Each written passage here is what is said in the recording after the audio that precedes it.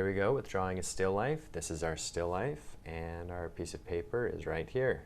We're going to be drawing this, imagine as if the still life were on your piece of paper, and how big do you want it? First thing you're going to do is draw a gesture. And a gesture is just a 20-second quick drawing to indicate where are the shapes in relationship to your paper. How big do you want it? How small do you want it? The lines can go through the objects, around the objects, contouring the objects.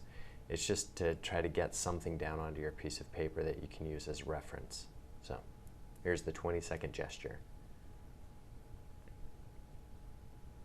Now we want to measure the large relationships. Find out the width. We're going to use unit of measurement. So that will be 1 unit. That will be 2 units. That will be 3 units.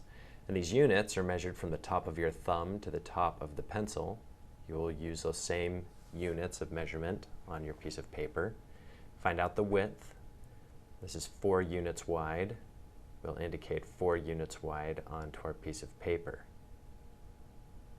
Make indicating marks on there. Make sure that your relationships are correct. Of course, I'm a little bit too shallow here on the right, so I indicated that mark to tell me that I need to go a little bit wider.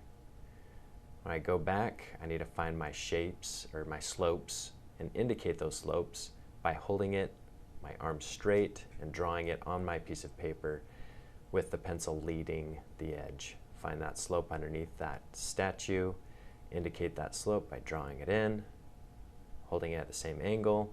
You'll do that throughout the whole entire drawing, finding those angles, using straight lines to indicate the shapes. Now step 5, you repeat steps 3 and 4 into smaller and smaller shapes.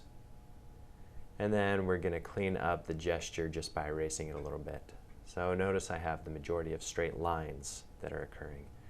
Now I'm going to measure those relationships of those straight lines, the edge of that glass to the sculpture. How is it? Okay, we're good. Go to the other side. Bring it back to the paper. Are we good? Yes. Go back to the neck of the statue to the base. It's completely vertical, so we're good there. Now what about the face to the edge of the base? Okay, we're good there.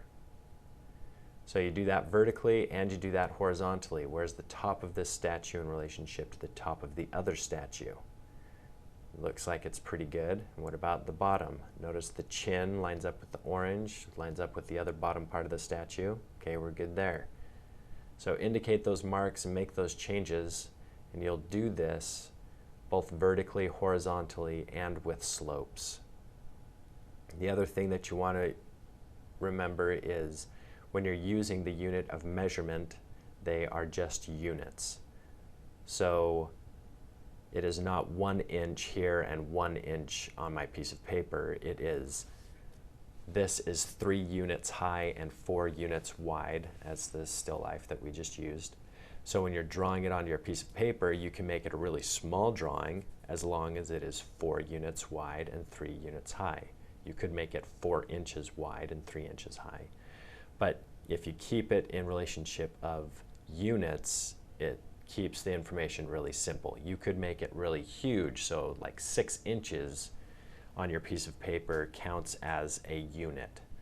And so you're doing 4 units wide, so it would be 24 inches wide and 3 units high, which would be 18 inches high. So go back and forth and figure out how many units for what. You can break those units down into smaller and smaller proportions.